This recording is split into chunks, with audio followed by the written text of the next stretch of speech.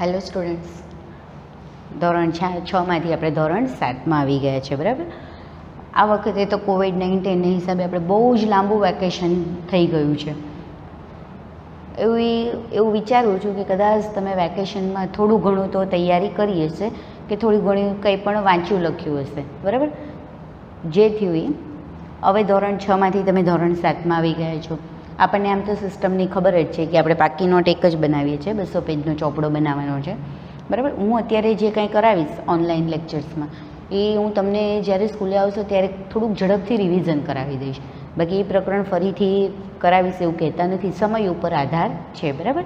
તો અત્યારે હું જે કાંઈ પણ તમને કરાવું છું એ આપણે બહુ વ્યવસ્થિત રીતે ધ્યાન રાખીને ભણવાનું છે. બરાબર. હવે આ વખતે ધોરણ 7ની અંદર આપણે ટોટલ પ્રકરણ કેટલા છે? ગણિતની અંદર 15 પ્રકરણ છે. બરાબર. એમાંથી બેટા પ્રથમ સત્રની અંદર આપણે 1 થી 7 પ્રકરણ લઈશું અને જે દ્વિતીય સત્ર છે એની અંદર આપણે 8 થી 15 પ્રકરણ લઈશું. બરાબર છે. હવે ગણિતની આપણને તો ખબર જ છે કે કઈ રીતે કરીએ છીએ. જે હું તમને ચલાવું છું એ તમારે પાકી નોટમાં એક વખત લખવાનું છે. બરાબર છે. અને એવા જ દાખલાને 4 પેજમાં કરીને મોકલવાનો છે. તમારે તમારી સાથે પાકી નોટ પણ તૈયાર કરતી જવાની છે. બરાબર. આટલું બહુ મસ્ત મજાનું વેકેશન મળી ગયું છે એટલે બધા પાસે લગભગ પાઠ્યપુસ્તકો તો આવી જ ગયા છે. બરાબર. એટલે હવે ઘરે થોડું અમે જે કરાવીએ એટલું તમારે તમારી જાતે એમાંથી પણ તૈયાર કરતું જવાનું છે. જ્યાં તકલીફ હોય, જ્યાં તકલીફ પડે ત્યાં તમે ફોટો પાડી અને આપણા વોટ્સએપ ગ્રુપ બન્યા જ છે કે આ દાખલો નથી આવડતો તો તમારે એમાં મોકલી આપવાનો, અમે તમને એનું સોલ્યુશન કરાવીને મોકલી આપીશું. બરાબર બેટા. ચાલો હવે આપણે પ્રકરણ 1 તરફ જોઈએ તો આ વખતનું આપણું પ્રકરણ 1 છે પૂર્ણાંક સંખ્યાઓ. કયું પ્રકરણ છે? પૂર્ણાંક સંખ્યાઓ. હવે જ્યારે સંખ્યાઓની વાત થાય ત્યારે આપણને ખબર છે કે સંખ્યાઓની શરૂઆત તો આપણને ખબર હોય છે પણ ક્યાંય સંખ્યાઓ પૂર્ણ થાય એ હોતું નથી. સંખ્યાઓ કેવી છે બેટા? અનંત. હવે એમાં આપણે પ્રાકૃતિક સંખ્યાઓ આવે છે, પૂર્ણ સંખ્યાઓ આવે છે. બરાબર. તો પ્રાકૃતિક સંખ્યા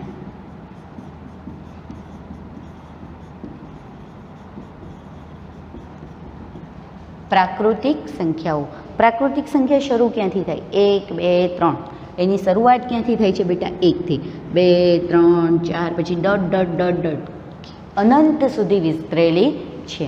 બરાબર. પ્રાકૃતિક સંખ્યાઓ. હવે પ્રાકૃતિક સંખ્યા અને પૂર્ણ સંખ્યાની વચ્ચે બહુ નાનો એવો ભેદ છે. બરાબર. એમાં એક જ સંખ્યા આપણે એડ કરવાની થાય છે.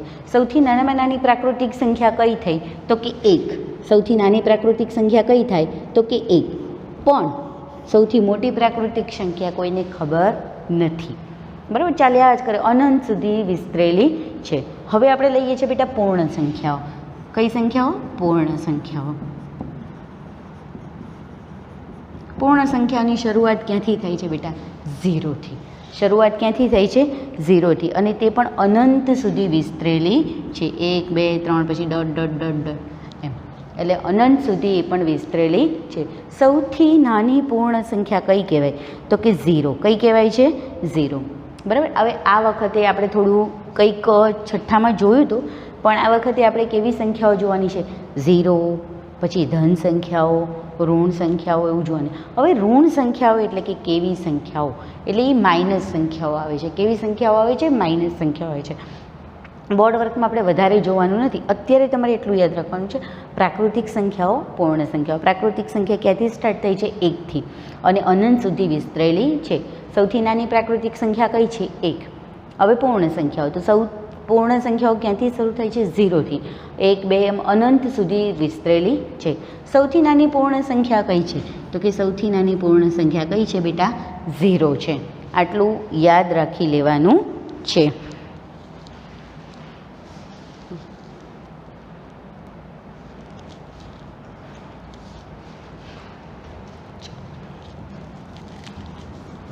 આ લખાઈ ગયું હશે. હવે આ વખતે થોડું નવું શીખવાનું છે કે મેં તમને હમણાં માઇનસ સંખ્યાઓ એવું કીધું એટલે કે માઇનસ સંખ્યાને ઋણ પૂર્ણાંકો કહેવાય છે. એટલે આપણે આજે આ વખતે આપણે જોવાનું છે ધન પૂર્ણાંકો અને ઋણ પૂર્ણાંકો. એટલે કે 0. કયું કીધું છે? 0. 0ની જે જમણી બાજુ આવી છે, 0 કરતાં જે મોટી સંખ્યાઓ છે એને કયા પૂર્ણાંકો કહેવામાં આવે છે? ધન પૂર્ણાંકો. કેવા પૂર્ણાંકો કહેવામાં આવે છે? ધન પૂર્ણાંકો. એટલે કે 0 કરતાં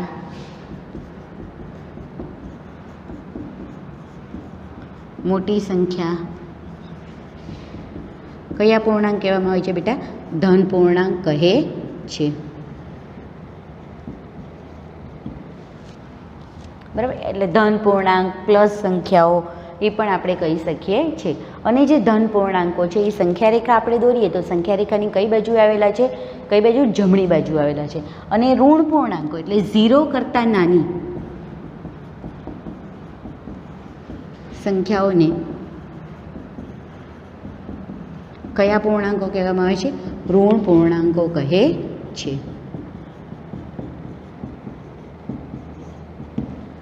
હવે જે ઋણ પૂર્ણાંકો છે એ સંખ્યા રેખાની કઈ બાજુ આવેલા છે? ડાબી બાજુ. હવે ધન પૂર્ણાંકો સંખ્યા રેખાની કઈ બાજુ આવેલા છે? જમણી બાજુ. ઋણ પૂર્ણાંકો સંખ્યા રેખાની કઈ બાજુ આવેલા છે? ડાબી બાજુએ. બરાબર, જે ધન પૂર્ણાંકો છે એ 0 કરતાં મોટા છે, જ્યારે ઋણ પૂર્ણાંકો છે એ 0 કરતાં નાના હોય છે. બરાબર, હવે આપણે એક વખત સંખ્યા રેખા જોઈએ. સંખ્યા રેખા અત્યાર સુધી આપણે સંખ્યા રેખા જોઈ છે, પણ માત્ર ધન પૂર્ણાંકોની જ આપણે જોતા હતા. આ વખતે આપણે સંખ્યા રેખાને ઇંગ્લિશમાં બેટા નંબર લાઇન પણ કહેવામાં આવે છે. વચ્ચે વચ્ચે શું આવશે? 0. હવે 0ની મેં તમને કીધું ડાબી બાજુએ કયા પૂર્ણાંકો આવેલા છે? ઋણ પૂર્ણાંકો આવેલા છે. બરાબર, અને 0ની જમણી બાજુએ કયા પૂર્ણાંકો આવેલા છે બેટા? ધન પૂર્ણાંકો આવેલા છે. હવે આ 0 કરતાં આ સંખ્યા ડાબી બાજુની જે સંખ્યાઓ છે કેવી કહેવાય છે? નાની. જ્યારે જમણી બાજુની સંખ્યા છે એ ધન પૂર્ણાંકો કહેવાય. 0 કરતાં કેવા હોય છે? મોટા હોય છે. આને ઇંગ્લિશમાં નંબર લાઇન્સ પણ કહેવામાં આવે છે. બરાબર, અત્યાર સુધી આપણે 0થી આ બાજુ જોતા હતા, એટલે આ વખતે ઋણ પૂર્ણાંકો એવું કંઈક નવું આવેલું છે. આ મેં જે બોર્ડ પર લખ્યું છે એટલું લખી નાખો. નંબર લાઇન પણ જે સંખ્યા રેખા છે એ પણ તમે દોરી નાખજો. આ બાજુની જે છે એ કઈ બાજુ કહેવાય? ડાબી બાજુ 0ની. અને આ છે એ 0ની કઈ બાજુ કહેવાય બેટા? જમણી બાજુ. જમણી બાજુની સંખ્યા કેવી હોય? મોટી હોય. અને ડાબી બાજુની કેવી હોય? નાની હોય. જેમ આપણે ડાબી બાજુથી જમણી બાજુ જઈએ એમ સંખ્યા રેખા કેવી થતી જાય છે? જે આમ ડાબી બાજુથી આગળ જઈએ એટલે એ સંખ્યાઓ કેવી થતી જાય? મોટી થતી જાય છે. બરાબર, હમણાં દાખલા ગણશું એટલે આપણને એમાં વધારે ખ્યાલ આવશે. આ બોર્ડ ઉપરથી મેં જે કંઈ કર્યું છે એ તમે તમારી બુકમાં લખી નાખો.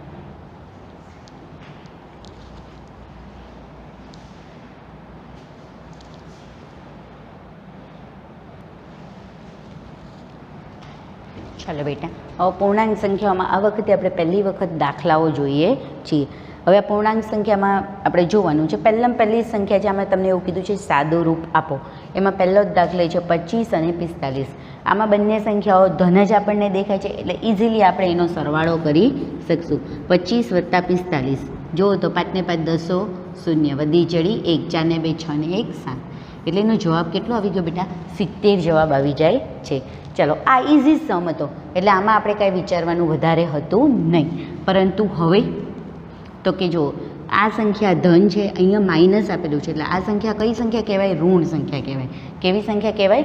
ઋણ સંખ્યા કહેવાય. એટલે આપણે યાદ રાખવાનું છે કે 40 વત્તા ઓછા 15. હવે યાદ રાખવાનું વત્તા ઓછા ઓછા, એટલે કે એક સંખ્યા માઇનસ છે એટલે આપણે કરવું શું પડશે? માઇનસ. અને મોટી સંખ્યા સામેનું શું આવશે બેટા? ચિહ્ન આવશે. બરાબર, તો 40માંથી 15 જાય તો કેટલા વધે? જોઈ લો, 10માંથી 5 જાય એટલે 5, અને 3માંથી 1 જાય એટલે કેટલા વધે? 2. અને મોટી સંખ્યા સામેનું શું આવશે બેટા? ચિહ્ન આવે છે. આવે છે ને? બરાબર, હવે આપણે એની પછીનો દાખલો. આ બંને સંખ્યાઓ બેટા માઇનસ. કેવી છે? માઇનસ. તો માઇનસ માઇનસ શું થઈ જશે? પ્લસ. બરાબર છે, એટલે કે અહીંયા તમે એવું કરી શકો કે -25 વત્તા -45. ઓછા ઓછા 2 ઓછા ભેગા થાય એટલે શું થઈ જાય? વત્તા થઈ જાય. બરાબર, અને મોટી સંખ્યા સામેનું શું આવે? ચિહ્ન આવે. એટલે કે 45 વત્તા 25 કરો એટલે કેટલા આવે? 70. એ પણ કેવા આવે? -70. હવે તમને ઘણાને એવો પ્રશ્ન થશે, મિસ તમે આ વત્તા વત્તાને ઓછા ઓછાને કરો છો, એ અમને સમજાતું નથી. તો એક વાત યાદ રાખવાનું, જો બેટા આ પણ વત્તા છે અને આ પણ, એટલે જો બંને સંખ્યાઓ વત્તા હોય તો શું આવે? વત્તા. બરાબર છે, બંને સંખ્યાઓ ઓછા હોય, આપેલી બંને સંખ્યાઓ જો ઓછા હોય તો પણ આપણે કરવાનો શું બેટા? સરવાળો. હવે એક વત્તા છે અને એક ઓછા છે તો કરવાની શું? ઓછાકાર. એક ઓછા છે અને બીજા વત્તા છે તો પણ શું કરવાના? ઓછા. એટલે એટલું યાદ રાખવાનું, જો બંને ચિહ્નો સરખા હોય તો સરવાળો કરવાનો, અને બંને ચિહ્નો જો અલગ અલગ હોય તો શું કરવાની? બાદબાકી કરવાની. અને મોટી સંખ્યા સામેનું આપણે શું મૂકવાનું છે? ચિહ્ન. મોટી સંખ્યા સામેનું ચિહ્ન.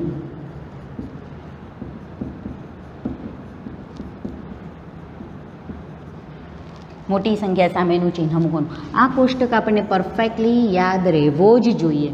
બે સમાન ચિહ્નો હોય ત્યારે હંમેશા સરવાળો થાય.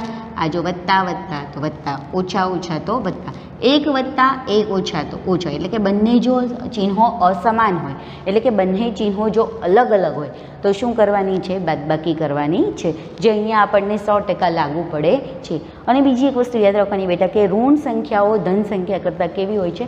નાની હોય છે.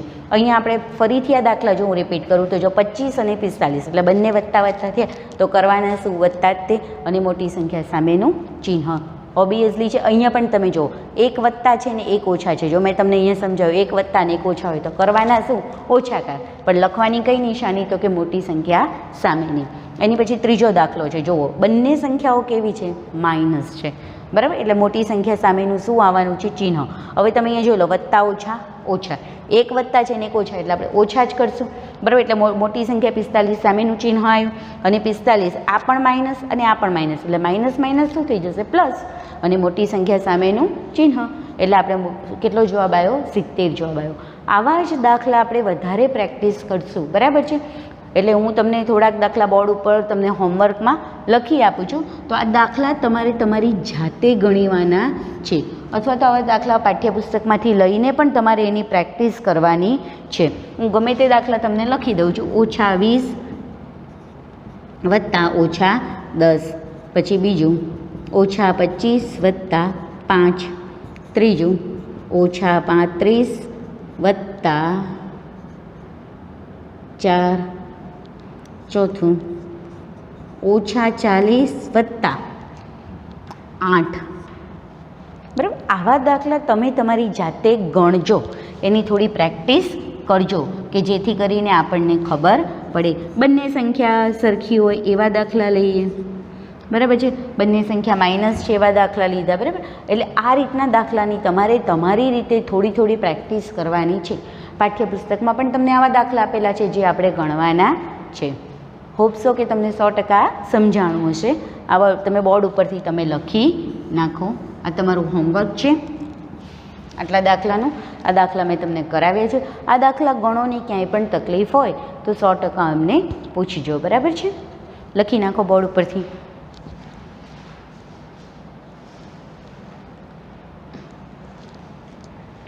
ચાલો બેટા, હવે તમે ઓલા સાદુરૂપના દાખલા જોયા. હવે આમાં આપણે ચડતા ક્રમમાં ગોઠવીને લખો એવા દાખલા જોવાના છે. તો એની પહેલી જ રકમ આપી છે -6, 4, 0 અને -2. તો આને પહેલાં આપણે સંખ્યા રેખા દોરવી પડશે, બરાબર છે. ચાલો હું સંખ્યા રેખા દોરું છું. અહીંયા તમને સંખ્યા રેખા જોતાં ખબર પડે છે કે આપણે સંખ્યા રેખા બેટા ક્યાં સુધી દોરવી પડશે.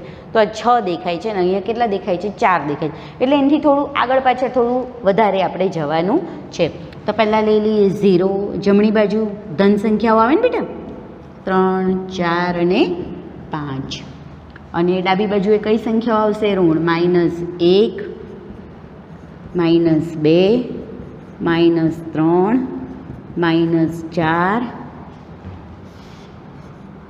-5, -6, બરાબર, અને -7. એટલે કે ઋણ સંખ્યા કે ઋણ 1, ઋણ 2, ઋણ 3, ઋણ 4, ઋણ 5, ઋણ 6, ઋણ 7. 0. 0ની જમણી બાજુએ કઈ સંખ્યા આવેલી છે? ધન સંખ્યાઓ. આ ઋણ સંખ્યાઓ કરતાં ધન સંખ્યાઓ આપણી કેવી હોય છે બેટા? મોટી, બરાબર છે. હવે આપણે કઈ કઈ સંખ્યાને ગોઠવવાની છે તો આપણે પહેલાં એ વસ્તુ લખી નાખીએ. પહેલાં કેટલા કીધા છે? -6. એટલે તો અહીંયા ઘડી કરીને કર્યું માર્ક. પછી કેટલા છે? 4. તો આપણે 4 ઉપર માર્ક કરશું. પછી કેટલા છે બેટા? 0. તો આપણે 0 ઉપર માર્ક કરશું. અને પછી -2 તો -2 ઉપર. હવે ચડતો ક્રમ કીધો છે. આપણે નાના હતા ત્યારે નાની નાની સંખ્યાઓ આપણે ચડતા ક્રમમાં આપણે જોયું જ છે, પણ કેવી સંખ્યા આવતી હતી? સાદી, એટલે કે ધન સંખ્યાઓ જ આપણે આવતી હતી. આ વખતે ઋણ સંખ્યાઓ લીધી. મેં તમને કીધું જેમ ડાબી બાજુથી આપણે જમણી બાજુ જઈએ એમ સંખ્યાઓ કેવી થતી જાય? મોટી. હવે તમારી જે સંખ્યા જોવાની હતી એ તો તમે નંબર લાઈન ઉપર કરી જ નાખી છે. તમારી સંખ્યા રેખા ઉપર તમે દોરી જ દીધી છે. એટલે સૌથી પહેલાં નાની સંખ્યા કઈ આવશે? તો કે -6, એટલે કે ઋણ 6. પછી તમે કયું માર્ક કર્યું? ઋણ 2. પછી શું આવે? 0. પછી કેટલા આવે? 4. એટલે કે ડાબી બાજુથી આપણે જમણી બાજુ જઈએ અને કયો ક્રમ કહેવામાં આવે છે? કયો ક્રમ કહેવાય છે? તમારો ચડતો ક્રમ. કયો ક્રમ કહેવામાં આવે છે? ચડતો. આપણે દાદરા ચડીએ તો પહેલાં નાની સંખ્યા આવે, પછી એનાથી મોટી, પછી એનાથી મોટો દાદરો આવે. એમ અહીંયા સૌથી નાની સંખ્યા, પછી એનાથી મોટી, પછી એનાથી મોટી ને પછી એનાથી મોટી. ટૂંકમાં તમને જ્યારે ચડતા ક્રમના દાખલા પૂછાય ત્યારે તમને જે વસ્તુ બતાવવાની કીધી હોય એ પહેલાં આપણે સરસ મજાની એક સંખ્યા રેખા દોરી નાખવાની, એની પર જે જે સંખ્યાઓ કીધી છે એ સંખ્યાઓનું આપણે નિરૂપણ કરી નાખવાનું, અને પછી આપણે ડાબી બાજુથી જમણી તરફ જવાનું. એટલે આપણને કઈ સંખ્યાનો ક્રમ મળી જાય? આપણી ચડતા ક્રમ આપણને મળી જાય છે. દાખલો તમે બોર્ડ ઉપરથી લખી નાખો. અને જો કદાચ બોર્ડ વર્કમાં તમારે રહી જતું હોય તો પોઝ કરી વિડીયો અને આપણે બોર્ડ વર્ક કમ્પ્લીટ કરી નાખવાનું. આ લખી નાખો એટલે આપણે બીજો દાખલો જોઈશું. આવો ને આવો ચડતા ક્રમનો. ચાલો, લખાઈ ગયું હશે?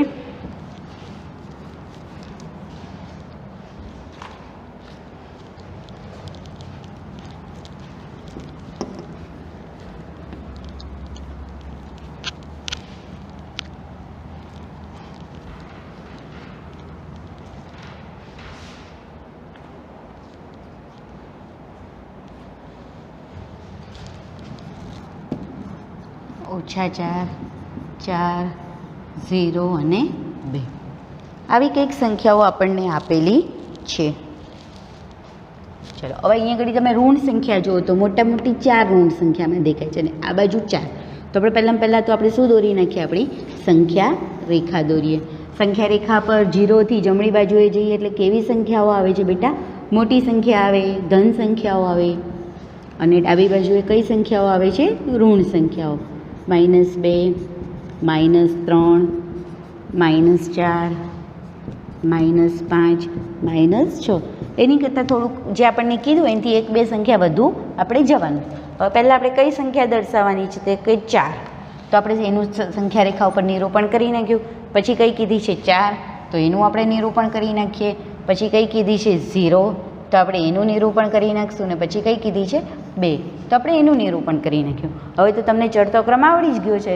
આપણે ડાબી બાજુથી કઈ બાજુ આપણી ગાડી ચલાવવાની? જમણી બાજુ. ડાબી બાજુથી જમણી બાજુ જઈએ એટલે આપણને સંખ્યા મળી જાય છે. હવે આપણે ચડતો ક્રમ લખવાનો છે. પહેલાં કેટલા આવશે બેટા? -4 કો, -4 કયો, બધું એક જ છે. પછી કેટલા આવ્યા? 0, પછી નંબર લાઈન ઉપર 2 ને પછી 4. તો આપણો કયો ક્રમ થઈ ગયો બેટા? ચડતો ક્રમ થઈ ગયો. બરાબર. આવા દાખલા તમને આપણી ચોપડીમાં 1.1માં આપેલા છે. તો આવા દાખલા તમારે તમારી જાતે કરવાના છે અને હોમવર્કમાં મૂકવાના છે. હવે ચડતો ક્રમ જોયા પછી આવા નાવામાં આપણે કયો ક્રમ જોઈશું? ઉતરતો ક્રમ. ચલો, બોર્ડ ઉપરથી તમને લખાઈ ગયું હશે.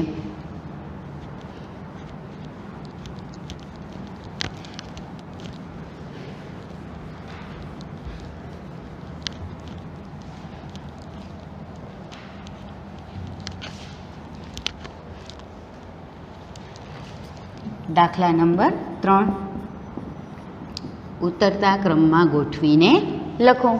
હવે એની આપણે રકમ જોઈ લઈએ.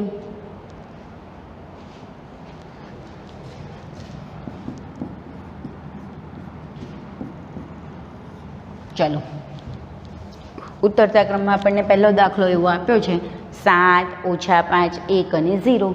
પહેલાં તો આપણે શું દોરી નાખવાનું? એક સંખ્યા રેખા.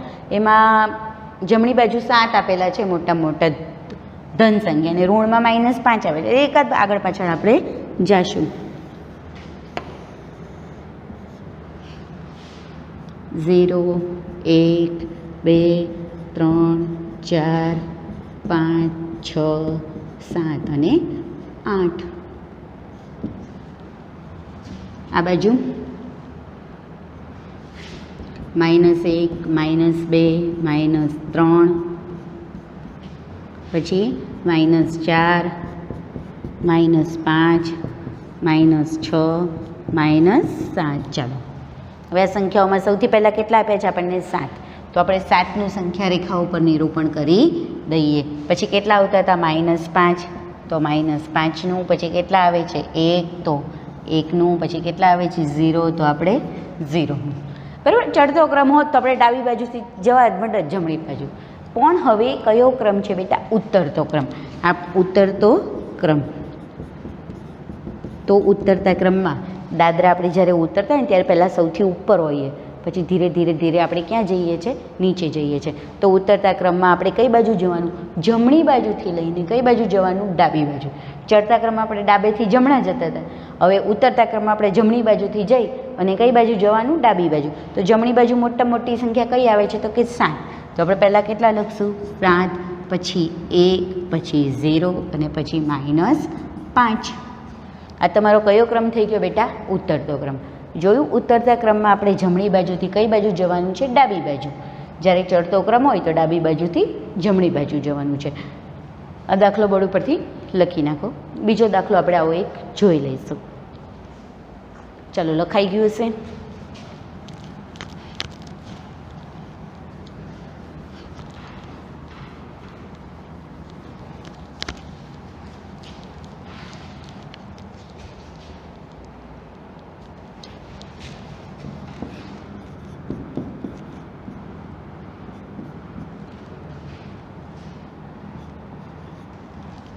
જો 3 -3 -1 અને 5 આવી સંખ્યા આપણને આપેલી છે. જો માઇનસમાં મોટા મોટી સંખ્યા -3 છે ને અહીંયા ઘડી 5 છે. આપણે પહેલાં તો શું દોરી નાખશું બેટા? સંખ્યા રેખા. 0 1 2 3 4 5 6. આ બાજુ -1 -2 -3 -4. બરાબર છે. હવે પહેલાં કેટલા આપ્યા છે? 3. તો આપણે 3 ઉપર નિરૂપણ કરશું. પછી -3 તો આપણે શેના ઉપર નિરૂપણ કરશું? -3 પછી -1 તો એના ઉપર નિરૂપણ અને 5 તો 5 પર આપણે નિરૂપણ કરશું. હવે લખવાનો છે. કયો ક્રમ લખવાનો છે? ઉતરતો ક્રમ. ઉતરતા ક્રમમાં મેં તમને કીધું એમ કઈ બાજુથી જવાનું? જમણી બાજુથી કઈ બાજુ આવવાનું બેટા? ડાબી બાજુ આવવાનું છે. તો જમણી બાજુ પહેલી સંખ્યા કઈ છે? 5.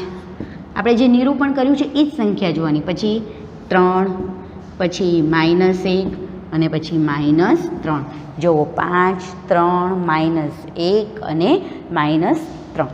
આપણે મોટા દાદરાથી નીચે ઉતર્યા એટલે પહેલાં મોટી સંખ્યા, પછી એનાથી નાની, એનાથી નાની અને એનાથી નાની. લખાઈ ગયું બેટા? આ જોઈ લો, લખી નાખો. આવા જ દાખલા આપણી પાઠ્યપુસ્તકમાં આપેલા છે જે તમારે કરી નાખવાના છે. હવે આજના વિડીયોમાં આપણે કઈ કઈ સંખ્યાને પ્રાકૃતિક સંખ્યા કહેવાય, કોને પૂર્ણ સંખ્યા કહેવાય. પ્રાકૃતિક સંખ્યા 1થી શરૂ થાય, પૂર્ણ સંખ્યા 0થી સ્ટાર્ટ થાય છે. પછી શું જોયું? સાદું રૂપ આપતા જોયું. એટલે કે બે સંખ્યા, બે સમાન ચિહ્નો હોય ત્યારે સરવાળો થાય, બે અસમાન ચિહ્નો હોય ત્યારે બાદબાકી થાય, મોટી સંખ્યા સામેનું ચિહ્ન આવે. પછી આપણે ચડતો ક્રમ જોયો, એમાં સંખ્યા રેખા દોરવાની. ચડતા ક્રમમાં પહેલાં ડાબી બાજુથી કઈ બાજુ જવાનું? જમણી બાજુ. બરાબર. પછી આપણે કઈ જોયો? ઉતરતો ક્રમ જોયો. ઉતરતા ક્રમમાં આપણે કઈ બાજુ આવવાનું? જમણી બાજુથી ડાબી બાજુ. એટલે કે પહેલાં મોટી સંખ્યા અને પછી એનાથી નાની, એનાથી નાની. બરાબર. આવા દાખલા આજે આપણે પહેલાં લેક્ચરમાં જોયા છે. આવા દાખલાની તમારે બોર્ડ ઉપર જે મેં બોર્ડ વર્ક લખ્યું છે એ તમારી પાકી નોટમાં વ્યવસ્થિત લખી નાખવાનું છે. આનું આ બોર્ડ વર્ક તમારે લેસનમાં કરીને મૂકવાનું છે. અને આવા નવા થોડા દાખલા આપણે ચોપડીમાંથી, પાઠ્યપુસ્તકમાંથી જોઈ એવા તમારી પાકી નોટમાં પણ તમે કરજો. એના ફોટા ક્લિક કરીને તમારે અહીં ઘડી હોમવર્કમાં પણ મોકલવાના છે. મને એવું લાગે છે કે સમજાણું હશે. અને ઘણા લાંબા સમય આપણે ભણવાનું છે એટલે ભણવાની પણ તમને આજે મજા આવી હશે. Thank you.